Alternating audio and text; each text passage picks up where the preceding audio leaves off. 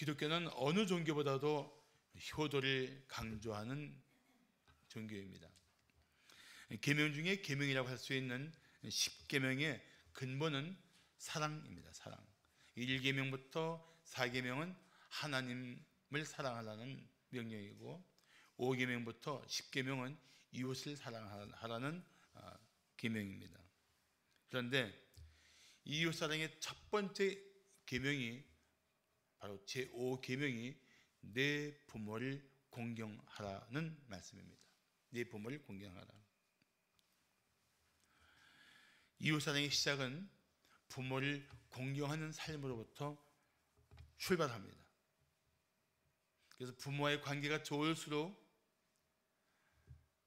이웃과의 관계를 잘 풀어나갈 수가 있고, 부모를 공경하는 태도가 좋은 훈련된 자녀일수록 사회 속에서 권위와의 관계를 질서 있게 만들어갑니다. 그렇지 않으면 부모를 무시하는 자녀들은 사회 속에서 무질서해지기 쉬워요. 권위를 무시하고.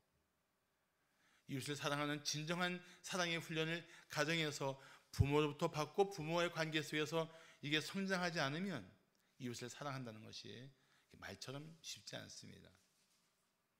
부모를 공경하지 않으면서 하나님을 공경할 수 있을까요? 저는 그렇지 않다고 생각합니다. 눈에 보이는 부모를 공경하지 않으면서 눈에 보이지 않는 하나님을 공경한다는 말은 거짓말일 수가 있습니다. 그래서 모든 인간관계의 기본은 어릴 때부터 부모와의 관계 속에서 배우고 훈련받는 것입니다. 특별히 우리는 그리스도인으로서 하나님 명령을 듣고 따라야 합니다. 하나님은 너무도 분명하게 말씀하십니다. 내 부모를 공경하라.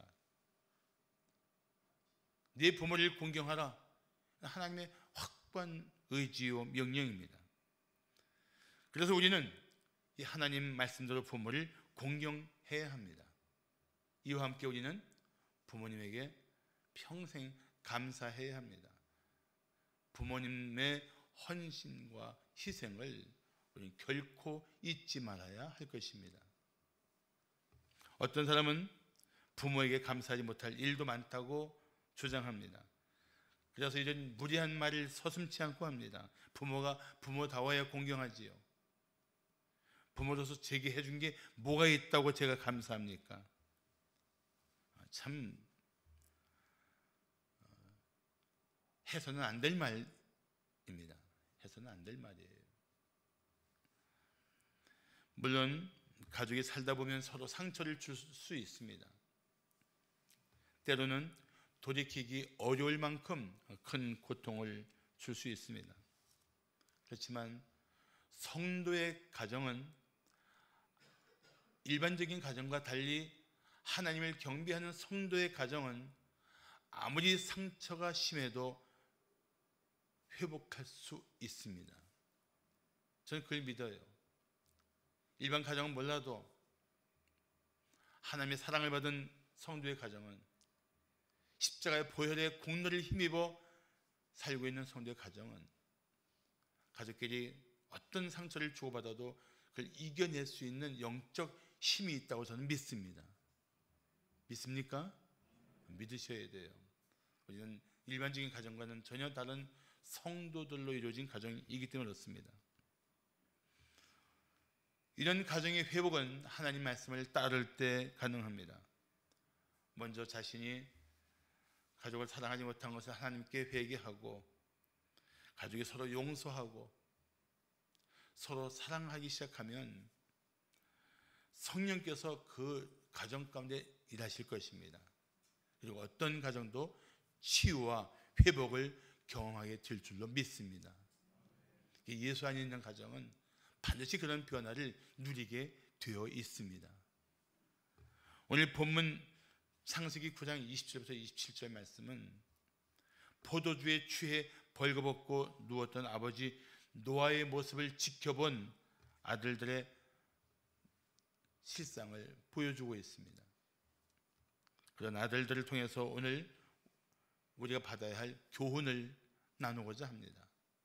자, 성도는 부모에게 어떤 자세를 가져야 할까요? 제가 일부러 성도라는 말을 강조한 이유는 하나님의 사랑을 받고 십자가에 보여줘 구속받은, 그리고 삶 자체가 오직 은혜인 성도로서 부모에게 해야 할 성경적 자세가 있단 말이죠. 그렇다면 성도로서 우리는 부모에게 어떤 자세를 가져야 할까요? 첫째, 부모의 권위를 인정해야 합니다. 부모의 권위를 인정해야 돼요. 내 삶에 하나님이 세우신 권위, 내가 태어나서 제일 먼저 겪게 되는 것이 바로 부모의 권위입니다. 로마서 13장 1절 말씀하기를 각 사람은 위에 있는 권세들에게 복종하라. 권세는 하나님께로부터 나지 않음이 없나니, 모든 권세는 다 하나님께서 정하신 바라고 말씀하고 있습니다. 부모의 권세도 하나님께서 정하신 것입니다. 왜 내게 이런 부모를 주셨어요? 또는 왜 나는 저런 부모에게 태어나지 않았어요? 다 잘못된 질문입니다. 우리는 하나님이 정하신 부모의 자녀로 태어난 것입니다. 그래서 나의 부모를 정하신 분도 하나님이시고, 그 부모에게 나를 정해서 한 가족이 되게 하신 것도 철저히 하나님의 섭리이고 하나님의 뜻입니다. 가족은 하나님에 의해서 이루어지는 것입니다. 믿습니까? 생각해 보세요. 한 남자와 한 여자가 만나서 평생 살기를 결정하는 이 부부됨의 배후에 누가 계십니까? 하나님이 계세요. 그 하나님이 그 부부를 축복하셔서 테일러로 아기를 낳습니다. 이 생명의 주권자가 누구십니까? 하나님이에요. 그러니까 부모를 정하신 분도 하나님이시고, 그 부모의 자녀를 정해서 한 가족을 이루시게 하는 것은 철저히 하나님의 주권적인 역사입니다. 그리고 믿어야 돼요. 저도 어릴 때 부모와 관계가 좋은, 그리고 부모의 그 모습이 서로 정말 아름다운 그런 부모들을 가진 친구가 너무 부러웠습니다. 그런데 예수님을 믿은 후 내 부모님도 하나님의 특별하신 계획 가운데 내게 허락하신 부모라는 사실을 깨닫게 되었습니다. 그리고 제가 변한 거예요.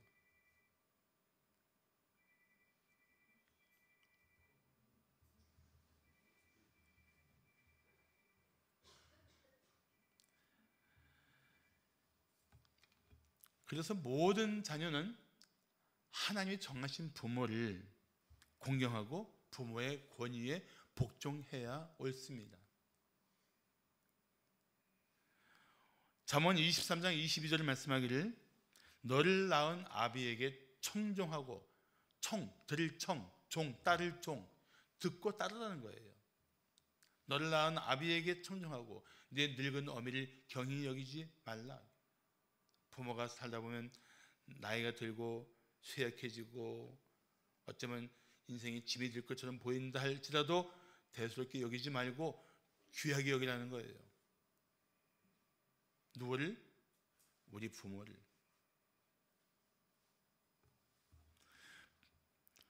부모를 인정하는 것, 부모의 권위를 인정하는 것은 곧 그 부모의 권위를 허락하신 하나님의 권위에 순종하는 것입니다. 반면에 부모의 권위를 무시하는 것은 부모를 세우신 하나님을 무시하는 행위입니다. 나의 부모는 하나님과 그런 관계 속에서 연결되어 있는 거예요. 정말 하나님을 경외하는 성도라면 하나님이 세우신 부모를 공경할 줄 알아야 그 사람이 정말 하나님을 경외하는 성도다운 삶을 살게 되는 것입니다. 특별히 성도는 부모가 부모답게 행동할 때나 부모가 부끄러운 모습을 보일 때나 자녀로서 그 부모를 항상 귀하게 여기고 존중해야 합니다. 부모의 문제는 부모를 향해서 하나님이 하실 거예요. 우리는 자녀된 도리를 힘써야 합니다. 거기까지 우리가 할 수 있는 일이에요. 부모를 바꾸려고 하지 말고, 부모를 내 뜻대로 조정하려고 하지 말고, 부모는 부모대로 그들의 삶을 인정해주고 존중하면서 자녀의 도리를 다하는 것, 그게 성도들의 자세인 것입니다. 생각해 보세요. 노아의 세 아들은 아버지에게는 정말 자랑스러운 아들들입니다. 아무도 홍수의 경고를 믿지 않을 때 세 아들은 아버지와 함께 방주를 지었던 동역자들입니다. 세상이 온통 죄악에 빠져 살 때 그래도 세 아들은 그들의 아내와 함께 아버지 노아의 뜻을 받들어 하나님의 일을 했던 그런 믿음의 자녀들입니다. 좋은 아들들이에요. 그런데 노아가 술에 취해 정신 못 차리고 벌거벗은 모습을 함이 보았습니다. 아버지의 그 흐트러진 모습을 본 함은 아버지의 부끄러운 모습을 떠버리고 다녔습니다. 아버지의 약점, 어머니의 문제를 그 마음에서 용납하지 못하고 저항하기 시작하는 것, 그것이 이미 부모의 권위를 무시하고 살아가는 태도의 시작입니다. 다 아세요? 부모의 권위를 우리가 언제부터 인정하지 않느냐? 부모의 잘못된 문제를 가지고 그걸 가지고 저항하기 시작할 때, 부모와 싸우기 시작할 때 부모의 권위는 내 마음속에서 이미 무너지기 시작하는 거예요. 사랑하는 성도 여러분, 허물이 있어도, 약점이 있어도, 문제가 있어도 자녀는 자녀로서 부모를 공경해야 합니다. 허물이 있더라도 부모에게 순종해야 합니다. 부모의 권위는 하나님으로부터 온 것입니다. 하나님을 진실로 공경하는 성도라면 부모를 공경함으로써 믿음의 자녀다운 도리를 해야 하는 것입니다. 미국 텍사스의 작은 마을에 정말 불안당으로 유명한 남자가 있었습니다. 그는 아내와 자녀들을 버리고 호련히 캘리포니아로 떠나서 재산을 다 탕진하고 살다가 마지막에 내 고향 텍사스에 나를 묻어달라고 유언을 남기고 죽었습니다.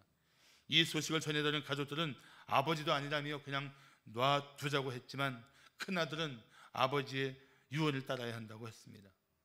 가족이 모두 반대하자 큰아들은 혼자 아버지 시신을 모시기 위해서 캘리포니아에 가서 그 아버지를 잘 모시고 텍사스까지 내려와서 장례를 치렀습니다.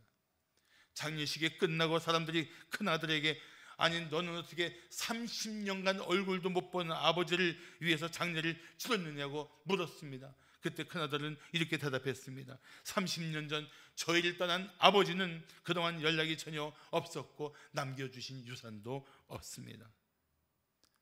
가족에게 큰 상처를 준 아버지였지만 성경은 내 부모를 공경하라고 말씀하셨지 어떤 부모라는 조건은 말씀하지 않았기 때문입니다. 그래서 그냥 자기는 자녀로서 부모를 인정하고 부모에 대한 자녀의 도리를 다 했다는 거예요. 그게 성도들로서의 자녀가 가져야 할 태도인 것입니다. 자, 성도는 부모에게 어떤 자세를 가져야 할까요? 둘째, 부모의 허물을 덮어줘야 합니다. 가족은 참 특별한 관계입니다. 모든 것이 다 벌거벗은 것처럼 드러난 상태로 동거하며 연합한 관계입니다.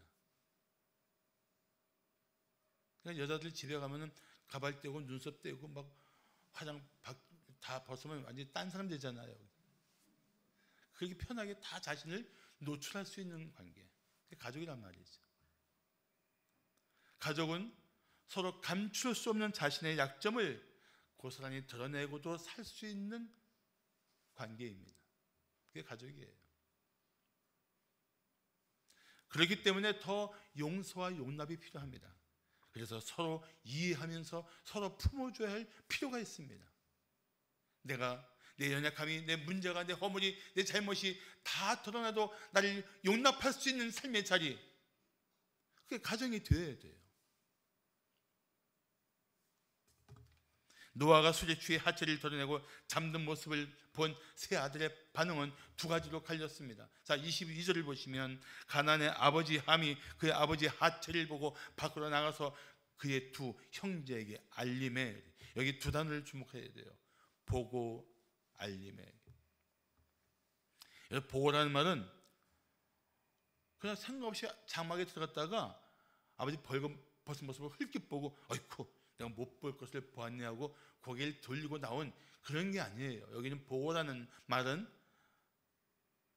히브리어로 라하라는 말인데, 라하는 주목하여 쳐다본 거예요.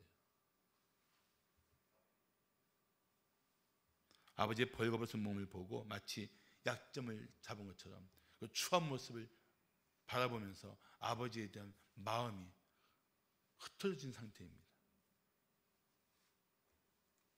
그래서 부모의 잘못을 마음에 두고 있다가 아버지와 어떤 갈등이 있을 때 그렇게 말하는 사람이 있어요. 아버지는 뭘 잘했다고 그러십니까? 이건 자녀가 할 말이 아니죠. 절대 아니죠. 사실 이 세상에 완벽한 부모는 결코 없습니다. 성경은 모든 사람이 죄를 범하였음에 하나님의 영광에 이르지 못한다고 말씀하고 있습니다. 모든 사람이 죄를 범했어요. 모든 사람 안에 타락한 성품이 있어요. 모든 사람 안에 하나님을 영원롭게 하지 못할 삶의 요소들이 잔뜩 깔려 있어요. 그러니 어떻게 완벽한 사람이 있을 수 있습니까? 그러니까 부모도 완벽한 부모는 있을 수 없습니다. 그런데 만약에 가족들이 서로 허물을 비난하고 정죄한다면 세상은 말 그대로 살벌해질 것입니다. 특히 가족은 약점이나 허물을 볼 때 그걸 어떤 관점으로 봐야 되냐면은 삶에 상처가 있구나 이렇게 봐야 돼요. 삶에 그런 게 있지 않습니까? 그렇게 어떤 일을 당해도 그냥 허허하고 대인의 기질을 보여주는 사람이 어떤 작은 문제는 아주 예민하게 반응하는 경우가 있어요. 그거 왜 그런 줄 아십니까? 그 삶에 숨은 상처가 있어서 그래요. 상처. 치유되지 않은 상처. 살짝만 건드려도 자지러지게 아픈 상처가 있단 말이죠. 그래서 어떤 문제가 생기면 그걸 삶의 상처로 여겨줘야 돼요. 그리고 긍휼히 여겨야 돼요. 긍휼히 여길 뿐 아니라 같이 아파해야 돼요. 그게 가족이죠. 우리가 주 안에서 영적인 가족 아닙니까? 우리 안에 허물 있고 문제 있는 사람을 대할 때 그거 가지고 비난하고 정죄한다면 누가 교회 안에서 회복될 수 있겠어요? 품어주고 아프구나 그 아픔에 공감하고 함께 울고 그 아픔을 치료하기 위해서 함께 기도하고 그걸 안아주고 이런 모습, 이런 공동체 속에서 회복이 있는 거 아닙니까? 가족은 특히 더해요. 가족은 내 모든 것이 다 노출되는 과거, 이 가족은 더 그런 마음이 필요해요. 부모가 하루 이틀 산 것도 아니고 최소 40년, 50년, 60년, 70년 사신 분들인데 살면서 얼마나 많은 상처와 고통을 받았겠습니까? 아직도 치유되지 않은 그 삶의 아픔들이 얼마나 많겠습니까? 많지 않겠어요? 생각해 보세요. 그래서 우리가 정말 가족은 더 사랑해야 되고 더 그 허물을 같이 아파하면서 덮어줄 수 있는 마음을 가져야 돼요. 가족은 더 그래야 돼요. 가족은 베드로전서 4장 8절을 말씀하기를 무엇보다도 뜨겁게 서로 사랑할지니 사랑은 허다한 죄를 덮는다고 말씀하고 있습니다. 이 허다한 죄를 덮는다는 얘기가 죄에 못 본 척 침묵하고 받아주는 게 아니에요. 사랑으로 용서하라는 것입니다. 잠언 10장 12절을 말씀하기를 미움은 다툼을 일으켜도 사랑은 모든 허물을 가린다고 말씀하고 있습니다. 미움만 가지고 바라보세요. 밉다 생각하면서 바라보세요. 자꾸 말 거칠어지고 자꾸 싸우게 되고 싸움은 끝이 없죠. 누가 시작했던 간에 나중에 뒤엉겨서 누가 더 잘못인지를 가릴 수 없을 만큼 뒤엉겨 똑같이 되는 거예요. 그런데 다시 한번 잠언 10장 11절 보시면 미움은 다툼을 일으켜도 무엇은? 사랑은 뭐를?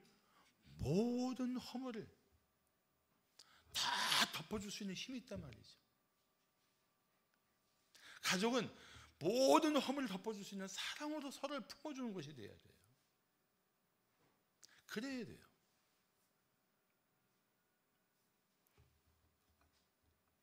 그렇게 사랑으로 허물을 덮어주면 거기에 한 영혼의 치유와 회복이 일어나는 것입니다. 오늘 22절에 그 알림이라는 말은 또 히브리어로 나가드인데, 나가드는 뭐 선포하다는 좋은 뜻도 있지만 이르다, 고발하다, 떠벌리다 이런 뜻도 있어요. 그러니까 사실은 함은 그 아버지 밖에 나가서 형제들한테 야 아버지 말이야 술 먹고 말이야 벗고 야 꼴도 아니야 뭐 이렇게 말했을 거예요.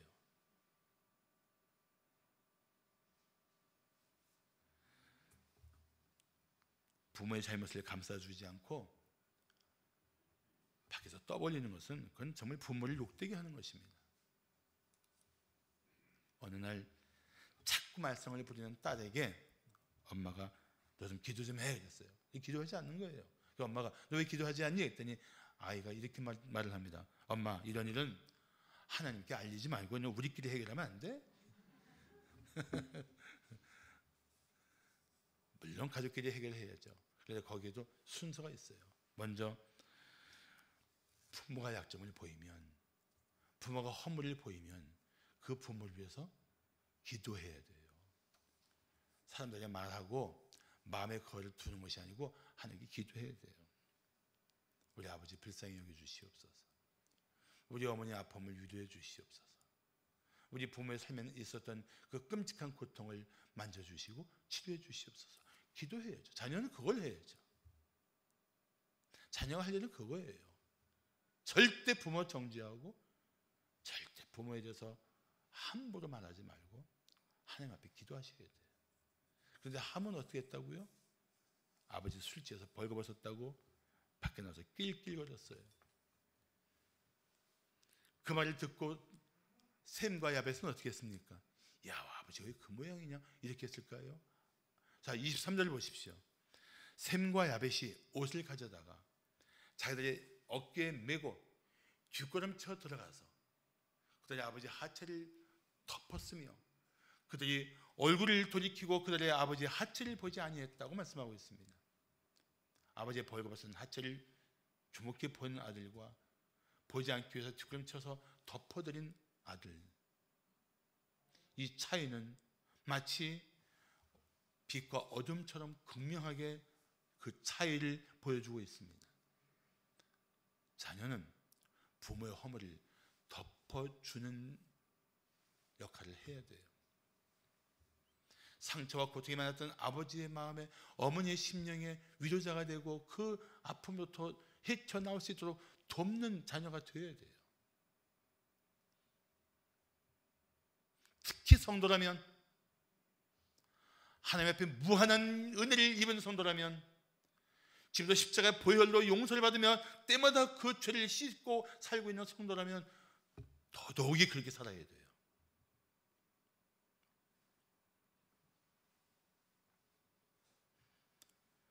부모도 물론 허물이 많을 수 있습니다.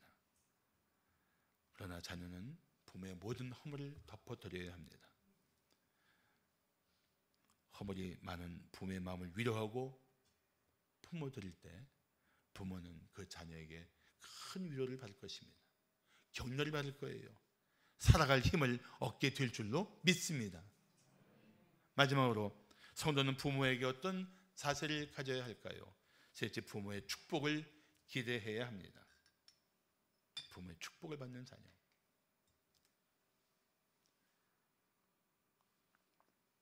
유대인은 하나님을 경외하는 민족입니다.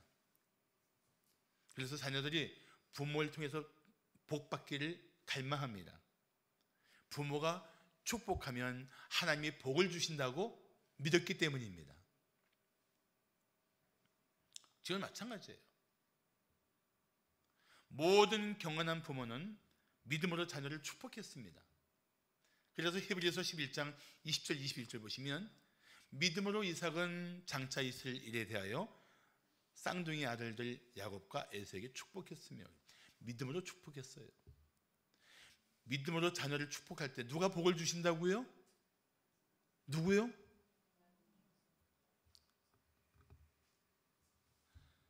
병원에 갔는데 거기는 이름에다 님자를 붙여요. 님자. 그런데 서하나가 아니고 주하나가 병원에 갔어요. 주하나. 그랬더니 간호사가 부릅니다. 주하나님, 우리는 축복하고, 우리는 자녀를 축복하고, 복은 누가 주신다고요? 하나님이 주시는 거예요. 근데 거기에 뭐가 필요해요? 믿음으로. 다시 한번 히브리서 11장 20절 21절 보시면 믿음으로 이삭은 장차 있을 일에 대하여 야곱과 에사우에게 축복했다. 믿음으로 축복했다. 믿음으로 자녀에게 축복했다. 똑같이 21절에 보시면 믿음으로 야곱은 죽을 때에 요셉의 각 아들들에게 축복하고 믿음으로 자손들을 축복했다는 거예요. 그러니까 우리는 자녀를 축복하는 부모가 되어야 합니다. 그리고 자녀들은 부모의 축복을 받는 자녀가 되어야 합니다. 할 수만 있으면 틈나는 대로 여러분 자녀들 머리에 손을 얹고 축복해 주세요. 안 하던 것 하려니까 어색할 때는 이렇게 말하세요. 아무리 생각해도 내가 너를 축복하고 싶은데 오늘부터 너를 축복하는 기도를 좀 해야 되겠다. 축복한다는데 거절할 자녀가 있을까요? 멀리 있으면 멀리 있는 대로 축복하세요. 노아가 술이 깨어서 자기가 술 취한 중에 있었던 일을 함이 어떻게 했는지를 다 들었습니다. 알았습니다. 사실 생각해 보세요. 뭐 이렇게 노아가 큰 잘못 범했다고 생각하십니까? 아니 밖에 나가서 술 취해서 밖에 나가서 막 행패 부리고 막 옷 벗고 옷 찢고 막 난폭하게 했다면 몰라도 자기 장막 안에서 술 취해서 그냥 잠들었던 거예요. 그거 아닙니까? 처음 들어보셨어요 오늘? 노아가 술 취해서 자기 장막 안에 있었던 거예요. 그 장막에 들어왔다 본 것뿐이지 아버지가 노출된 상태로 밖에 나가서 막 이렇게 정말 부끄럽게 추태를 부린 게 아니었다는 것입니다. 그런데 함이 자신을 욕되게 했다는 사실은 아버지의 분노를 사서 마땅하지요. 부모가 잘못할 수 있지만 그것을 가지고 자녀가 비난하고 조롱하는 것은 더 악한 짓입니다. 결국 노아는 함을 저주합니다. 25절 보시면 가나안은 저주를 받아 그 형제의 종들의 종이 되기를 원하노라. 물론 아들이 잘못해도 저주하는 것이 옳은가 하는 의문은 있습니다. 그러나 부모의 권위를 무시하고 자녀가 부모를 욕되게 할 때 하나님의 징계를 피할 수 없습니다. 사랑하는 성도 여러분, 부모가 치명적인 허물이 있더라도 자녀는 부모에게 자녀의 도리를 다해야 합니다. 그렇지 않으면 하나님의 징계를 받습니다. 하나님이 기뻐하실 리가 없잖아요. 그래서 단순히 함이 잘못했는데 함의 막내 아들 가나안을 들먹거린 것은 그 영향력이, 그 부모를 공경하지 못하고 부모를 조롱했던 그 영향이 자녀에게 어떤 영향을 주고 있는가를 우리에게 경고하고 있는 것입니다. 두려워할 줄 알아야 돼요.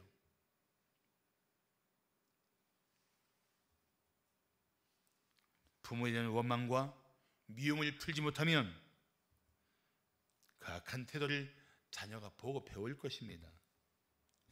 부모와 잘못된 관계를 빨리 해결하십시오. 당신이 먼저 부모님을 섬기면서 위로하십시오. 부모의 앞에서 잘못했던 일들을, 불효했던 일들을 자백하고 용서를 구하십시오. 부모가 더 큰 문제가 있더라도 자녀가 먼저 용서를 구하는 게 도리입니다. 부모를 꺾어서 뭐 하려고요? 부모가 먼저 잘못했다 말하면 내가 용서해 줄 거야. 아니요, 부모의 관계는 자녀가 먼저 하는 거예요. 자기가 잘못한 게 작아도 그것만 자백하는 거예요. 남은 것은 하나님께 맡기면 돼요. 맡기면. 그 노아는 셈과 야벳을 축복합니다. 26절 27절 보시면 셈의 하나님 여호와를 찬송하리로다. 그리고 하나님이 야벳을 창대하게 하사 셈의 장막에 거하게 하시고 라고 말씀합니다. 하나님을 찬송할 수 있는 삶, 그리고 창대하게 되어 형제와 함께 거하는 연합하여 함께 하나님의 은혜를 누리게 하는 삶을 축복해 준 것입니다.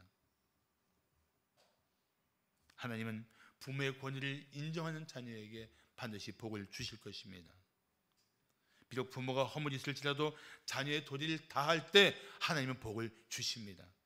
그래서 에베소서 6장 1절부터 3절을 말씀하기를 자녀들아 주 안에서 너희 부모에게 순종하라. 이것이 옳으니라. 네 아버지 어머니를 공경하라. 이것은 약속에 있는 첫 계명이니 이로써 내가 잘되고 땅에서 장수하리라. 10계명 중에서 축복이 약속으로 나와 있는 말씀은 5계명밖에 없어요. 그만큼 부모에게 자녀된 도리를 다할 때 하나님은 기뻐하십니다. 나이가 들고 쇠약해진 부모에게 사랑한다고 말하십시오. 그동안 부모의 마음을 헤아리지 못하고 아프게 했던 것을 용서해달라고 말씀하십시오. 그러면 부모와의 관계가 새로워지고 당신은 하나님이 주시는 복을 누리게 될 줄로 믿습니다. 얼마 전에 제가 우연히 방송을 보다가 시인 이채, 성이 이 이름이 채예요. 이채 씨가 쓴 아버지의 눈물이라는 시를 배우 오미희 씨가 낭송한 것을 보았습니다. 일반 시인이 쓴 시지만 어쩌면 현실 속의 아버지 모습일 수도 있습니다. 한번 조용히 들어보시기 바랍니다. 이채.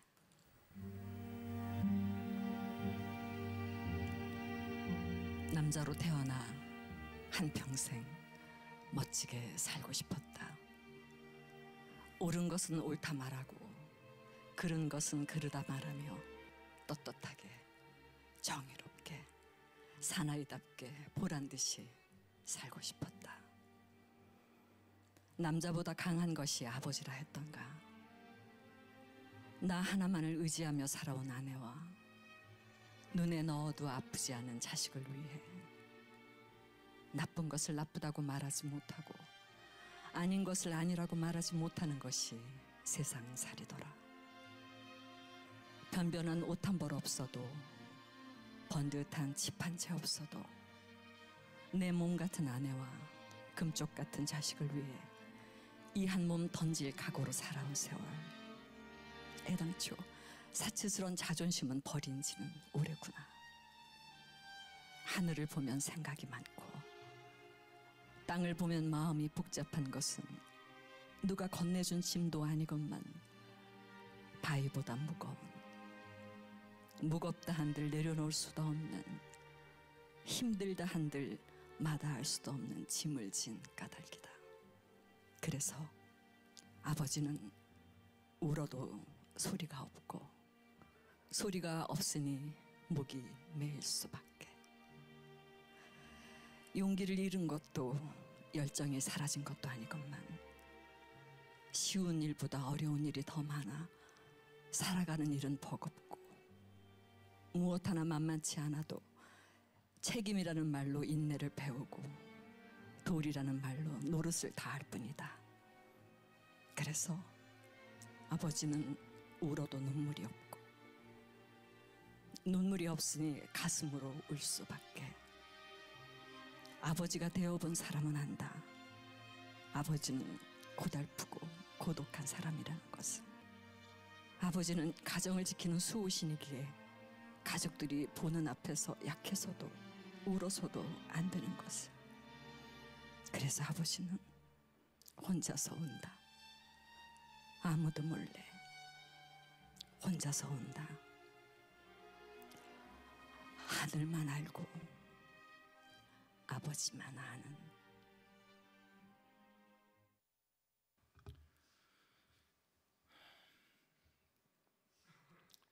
부모는 자녀가 다 알 수 없고 이해할 수 없는 눈물을 몰래 흘리며 혼자 힘겹게 그 과정을 살아오신 분들입니다.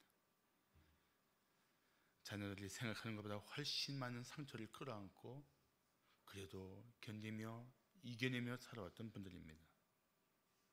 그러면서도 자신이 부족해서 자녀에게 좋은 부모가 되지 못한 그 자책을 가슴치며 아파하는 분들입니다.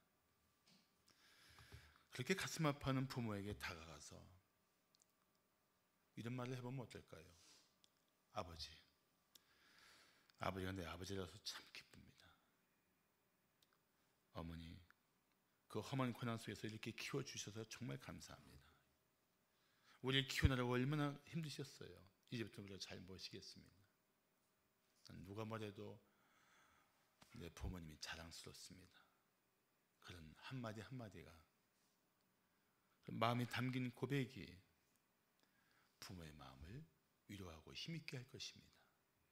이번 주간은 그런 마음을 가지고 부모님을 찾아뵙고 인사하는, 사랑한다고 하면 고백하는 그런 주간이 되기를 바랍니다.